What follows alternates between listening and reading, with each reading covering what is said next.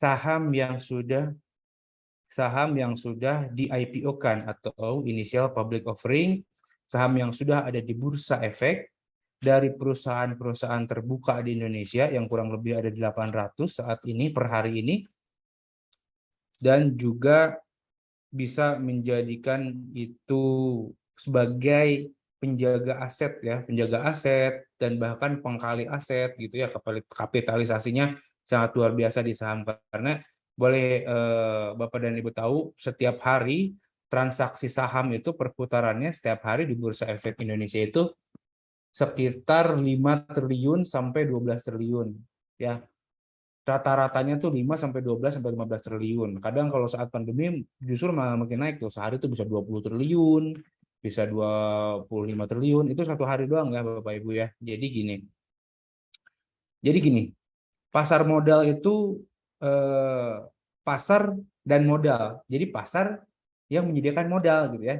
Sederhananya. Modal buat siapa? Tadi buat perusahaan-perusahaan yang sudah ada di bursa efek, yaitu namanya perusahaan publik. Mudah kita ketahui dan mudah kita identifikasi perusahaan publik, biasanya nama PT-nya di belakangnya udah ada TBK, T, B, dan K. Itu artinya udah terbuka sahamnya untuk dijual belikan ke publik.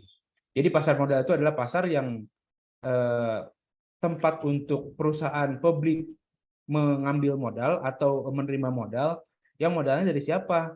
Ya, modalnya dari investor. Investornya bisa siapa aja. Nah, sebelah kiri ini yang ada warna kuning, merah, birunya ya bisa investor perorangan asing atau domestik atau institusi ya. Institusi bisa jadi investor. Mau institusinya asuransi, institusinya biasanya BPJS ya, BPJS terakhir main juga dia di pasar modal ya, karena tempat melindungi nilai-nilai asetnya dari risiko-risiko di masa klaim atau masa pendatang. Jadi pasar modal secara singkat dan secara tekstualnya adalah tempat yang dimana pihak yang butuh dana, butuh modal, baik jangka panjang atau menengah, bertemu dengan orang-orang yang mau berinvest nih, yang mau investasi di perusahaan tersebut. Gitu. Misalkan contohnya si perusahaannya adalah Telkom TBK. Misalkan Telkom butuh bangun tower nih di daerah Papua, misalkan 2000 tower. Otomatis butuh belanja dong buat beli tower segala macamnya. Nah, itu Telkom bisa mengambil modal dari pasar modal gitu ya. Mau berapa triliun tuh 2000 tower gitu kan untuk sinyal dan segala macam. Nah, uangnya dari mana? Ya, uangnya dari si investor ini yang domestik maupun asing. Jadi nanti di pasar modal itu saham Telkom dibeli nih. Dibeli sama para investor-investor ini, baik perorangan maupun institusi domestik maupun asing ya. Nanti teknisnya lebih detailnya di materi berikutnya ada tentang cara jual beli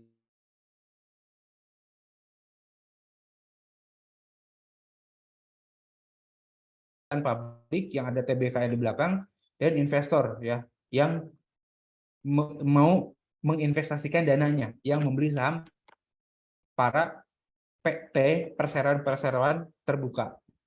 Nah, lanjut yang ngawasin di pasar modal siapa sih? Nah, yang ngawasin di pasar modal dan infrastrukturnya kurang lebih ada yang pastinya OJK ya. Otoritas Jasa Keuangan ngawasin nih, ngawasin PT-nya, ngawasin investornya, ngawasin transaksinya segala macam. Terus juga IDX itu Indonesian Stock Exchange. Nah, ini tempatnya nih. Tempatnya di mana secara formil ya, tempatnya dipantau, daftar, terjadi transaksi setiap hari di sini nih, pusat servernya nih. Nah, ada KPI, ada KSEI gitu. Ini KPI sama KSEI ini lebih ke administrasi ya. Lebih ke administrasi buat Bapak Ibu kalau beli saham A, saham B, nanti setiap sore jam 5 itu ya, jam 5 itu tergantung sekuritas, tapi rata-rata jam 5. Itu udah terima tuh. Udah terima itunya, udah terima resinya bahwa Bapak Ibu telah beli saham ini sekian lembar dengan jumlah sekian gitu ya. Jadi KPI sama KSEI ini lebih ke administrasi, nanti yang kirim-kirim di email Bapak Ibu. Oke, the next.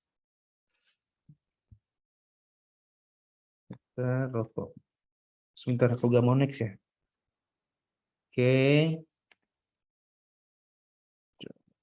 Nah, oke. Jadi secara umum, tadi saham, apa sih saham itu ya? Jadi saham itu bukti kepemilikan suatu perseroan atau perusahaan yang merupakan klaim atas penghasilan atau kekayaan perseroan ya tadi. Jadi saham itu sangat bernilai ya Bapak Ibu, sangat bernilai. Tapi tergantung lembar sahamnya. Kayak Telkom misalkan, Telkom itu sekarang berapa? Saya lupa nih, Telkom itu TLKM ya pada sahamnya. TLKM itu sekarang 4.070 rupiah per lembar gitu ya. Berarti kalau Bapak Ibu punya 1 juta lembar saham di Telkom kali 4.070 berarti punya 4 miliar 70 juta ya. 4 miliar 70 juta. Kalau harganya masih 4.070.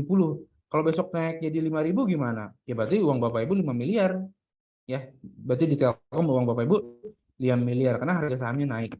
Gitu. Kenaikan dan penurunan harga saham secara sederhana itu dari dampak dari supply dan demand para pedagang dan pembeli. Bisa sama-sama pribadi, bisa institusi dan pribadi atau kebalikannya. Jadi gitu ya, saham sederhananya adalah bukti pemilikan dari PT tersebut. Misalkan Bapak Ibu punya satu lembar tadi saham Telkom, Bapak Ibu pemilik Telkom bukan? Iya pemilik. Walaupun cuma satu lembar, walaupun cuma 0,000001%, tapi pemilik gitu. Nah, ini dia kurang lebih dokumennya ya, dokumen itunya. Dokumen apa? Dokumen legalnya nih. Jadi ini saya ambil contoh dari BRIS ya, Bank Syariah Indonesia. Kalau dulu itu namanya BRI Syariah ya, semenjak merger sama Mandiri Syariah sama BNI Syariah, jadilah namanya BSI. Kalau nama banknya BSI, Bank Syariah Indonesia. Tapi kode sahamnya masih BRIS. BRIS karena dia ikut entitas ke sahamnya tuh si BRI Syariah. Jadi ini bukti pemilikan sahamnya adalah dicatatkan di notaris ya. Di sini ada menjadi perubahan nama jadi BRI Syariah dari BRI Syariah menjadi Bank Syariah Indonesia dan ada TBK ya tadi cara cara identifikasi mudah ya, ada tulisan TBK-nya di belakang gitu. Nah, terus di sini ada KSEI itu kan Custodian Central Effect. Jadi di sini itu diumumkan kalau perusahaan publik mau menjual sahamnya diumumkan ya. Pemberitahuan mengenai rencana diselenggarakannya rapat kepada OJK gitu ya. Pengumuman mengenai pemberitahuan penyelenggaraan rapat kepada KSEI, kepada Bursa Efek gitu ya. Jadi semuanya terbuka, namanya juga terbuka dan segala macam informasi tentang perusahaan tersebut pasti mudah diakses kalau perusahaan itu udah jadi terbuka. Nah, ini sahamnya nih. Nah, ini sahamnya nih, gitu. Jadi ini sahamnya yang tadinya namanya jadi dari BRI Syariah menjadi BSI, terus juga modal si BSI jadi 40 triliun, modal dasarnya BSI jadi 40 triliun, dan modal di store-nya menjadi 20 triliun. Nah, jadi perbedaan modal di store itu yang jadi lembar saham itu yang di store ya, Bapak Ibu ya. Jadi bukan dari 40 triliun ini nih, tapi yang jadi saham adalah ini nih, yang bawah yang poin C. 41 miliar 31 juta 208.943 lembar saham. Nah, itu yang jadi saham. Itu yang bisa diperjualbelikan. Nah, nextnya yang ini adalah pengesahan. Ya, ini pengesahan dari Kementerian Hukum dan HAM. Jadi di sini dicatatkan secara resmi oleh negara, Bank Syariah Indonesia mengedarkan saham sejumlah kan gini, si BRIS ini, BSI ini kan punya saham 41 miliar lembar ya. Nah, ternyata yang diedarkan ke publik, yang diperjualbelikan ke publik hanya 1 miliar lembar. Ya, kurang lebih 900-an miliar nih. Nah, kurang lebih ini yang ditawarkan atau diedarkan ke publik. Jadi ini ada tulisan masyarakatnya. Nah, disinilah masyarakat umum bisa menjual dan membeli saham itu. Bisa menjual dan membeli sahamnya sebanyak 1,9 miliar sekian. Itulah yang bisa diperjualbelikan sehari-hari gitu. Nah, ini bagaimana sih kalau kita jual dan beli saham? Nah, kurang lebih ini. Misalkan ini nih, di tanggal 19 Januari 2022, misalkan ini contoh saya nih, saya beli Koko. Koko itu perusahaan sawit ya. Koko, nama PT-nya saya lupa. Koko itu Wahana Interfood ya. Wahana Interfood Nusantara Tbk. Nah, misalkan saya beli koko itu di harga nih, price di harga 294. Kuantitinya berapa? Kuantitinya 5.900 lembar atau ini 59 lot gitu ya. Berapa saya beli? 1.734.600. Ini broker fee itu fee buat sekuritas, ini levy, biaya-biaya efeknya, dan ini PPN-nya keluarlah angka segini. Gitu.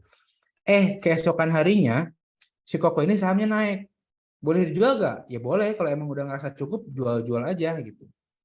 Karena tadi yang kata Kang Deva ada beberapa style dalam trading saham. Baik itu scalping yang harian, pagi jual, pagi beli, sore jual, atau sorenya beli sebelum penutupan kemarin hari. Misalkan Seninnya beli, Selasanya udah jual pagi-pagi. Nah, itu cara-cara scalping ya. Nah, misalkan kayak tadi nih, koko, saya beli di harga berapa? 294. Ternyata besoknya naik jadi 304 ya, 304 rupiah per lembar dari yang asalnya 294. Ya, dari tadinya uang cuma 1.734, nah besoknya jadi 1.789 gitu. Berarti di sini kan sudah ada untung nih, sehari jual beli aja udah ada untung gitu ya. Nah, dari 1.793.600 ke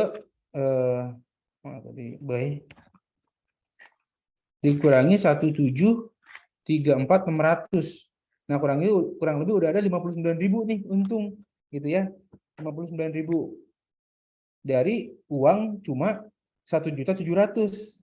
Nah, kalau uangnya 1 miliar misalkan jadi berapa ya? Otomatis jadi 59 juta untungnya satu hari doang. Ya, ini karena main kuantitas ya.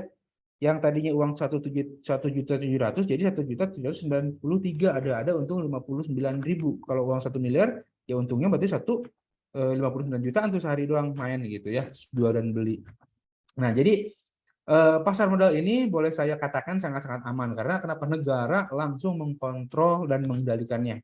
Ya, dalam arti mengendalikan ya mengawasi para pihak ya, khususnya perusahaan-perusahaan yang menjual sahamnya di bursa efek, dari laporan keuangannya, dari ketertibannya, dari kelangsungan usahanya dan segala macam. Pokoknya padat banget itu deh, padat banget regulasi dan padat banget aturan ya di pasar modal itu.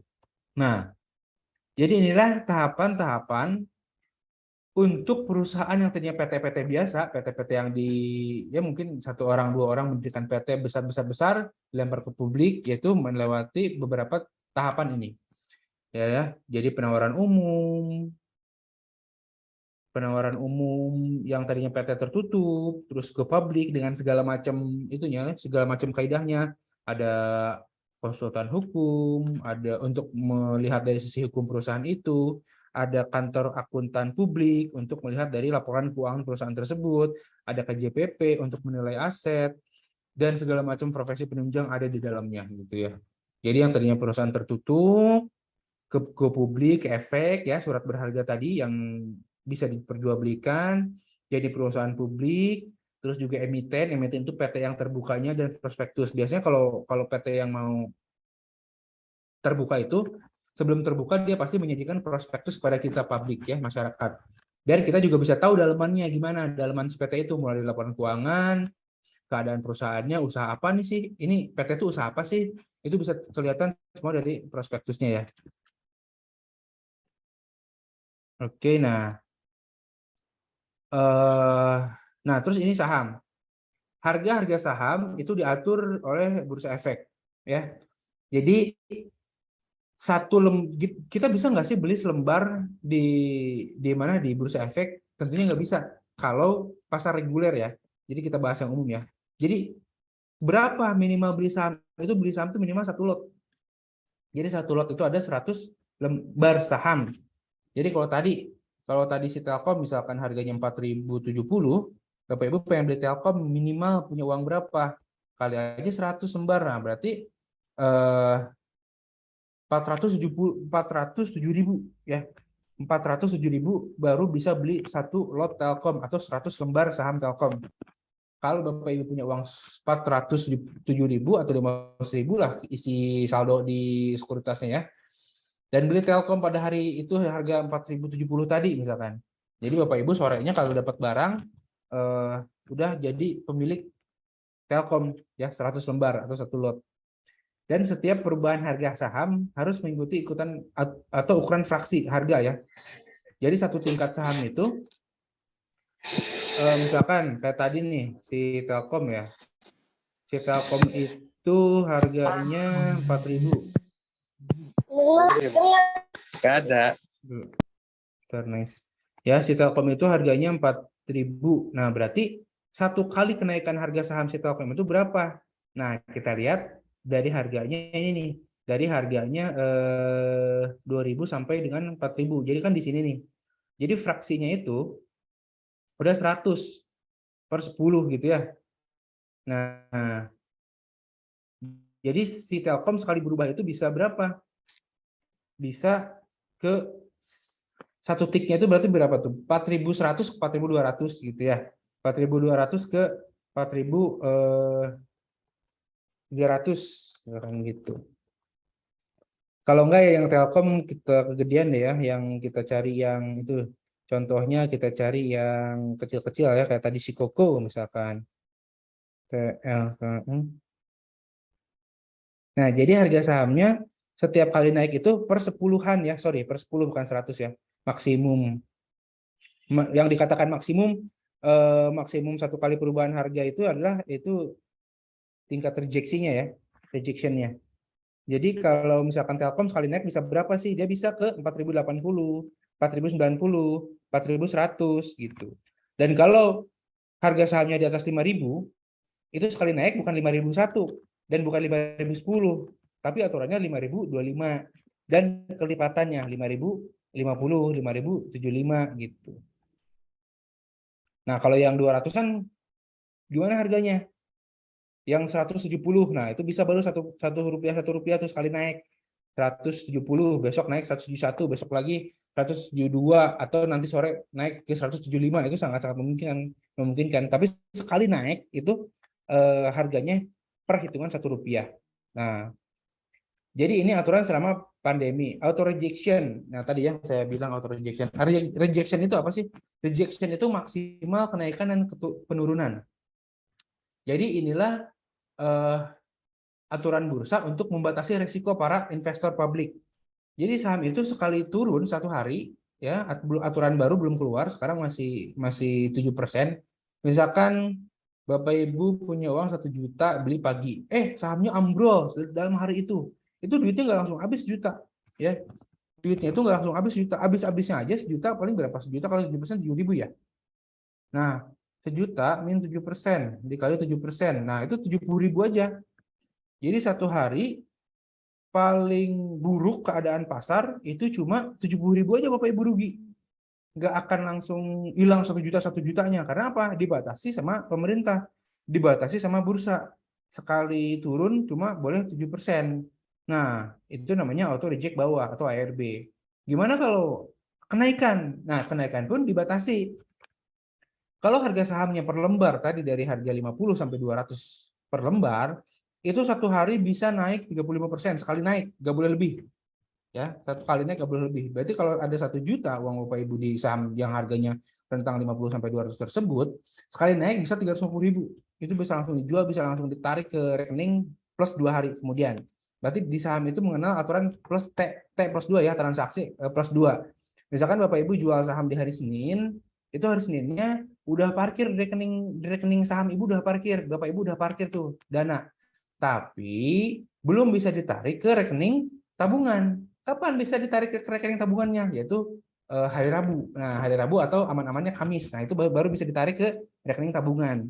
Tapi kalau untuk diperdagangkan hari itu juga bisa lagi. Misalkan tadi ya Bapak Ibu uangnya 1 juta, dapat auto reject atas, dapat kenaikan harga tertinggi dari harga yang di harga saham di 50 sampai 200 ya. Nah, itu langsung dapat hari itu 1.350.000 kan. Nah, kalau untuk diperjualbelikan saham lagi di hari itu langsung bisa. Jumlah berapa? Sejumlah 1.350.000 rupiah. Beserta keuntungannya udah langsung bisa dijual beli saham. Ya, dijual beli saham lagi, saham yang lain, misalkan yang lebih murah atau yang lebih apa? Kenaikannya yang lagi tinggi-tingginya tuh, lagi asik-asiknya buat naik gitu. Nah, tapi kalau untuk di rekening ditarik ke rekening tabungan itu nunggu 2 hari ya, T+2, Rabu aman-amannya atau Kamis itu. Kalau nggak ada halangan sih biasanya Rabu ya, Rabu udah bisa ditarik T+2, transaksi +2. Kalau harga sahamnya 200 sampai 5.000 berapa kenaikan per hari? Maksimalnya yaitu 25%. Misalkan kayak tadi Telkom harganya 4.070 rupiah. Sehari itu cuma boleh naik 25%, nggak boleh lebih. Jadi kalau duitnya 1 juta ya 250.000. Kalau harganya lebih dari 5.000, misalkan apa tuh? BBCA sekarang udah lebih dari 5.000 ya. Nah, Bank BCA misalkan udah lebih dari 5.000 berapa ya? 20%. Jadi kalau dari 1 juta cuma harapan ya. Harapan Bapak Ibu untuk naiknya hari itu maksimal hanya 20%. Jadi hanya 200.000. Kalau dari 1 miliar berarti 20 juta. Sorry, 200 juta kenaikannya. Inilah aturan saat ini. Namun bulan April ini udah akan dipersiapkan aturan simetris lagi nih antara naik dan turun. Misalkan harganya bisa naik sampai 35%, hari itu juga tuh saham bisa ambrol sampai 35% juga. Jadi udah 50-50 nih gitu. Ketika Bapak Ibu punya uang 1 juta, hari itu beli saham Telkom, berharap bisa naik 25%, hari itu juga bisa turun harganya 25%, bukan hilang ya. Bisa turun 25%, karena hilang itu ketika dieksekusi cut loss, baru hilang. Tapi sebelum dieksekusi cut loss, itu namanya baru floating min ya, floating min atau floating profit. Baru laporan sementara aja gitu kan, yang ada di rekening saham Bapak Ibu semua. Nah, inilah yang tadi saya sebutkan di awal, pihak-pihak yang terlibat. Pihak-pihak yang terlibat di perdagangan saham dan di proses-proses sahamnya. Jadi ada penjamin emisi, ya ini bisa dibaca nanti. Ada akuntan publik, ada notaris, ya kayak tadi tuh notaris yang membuatkan akta sahamnya.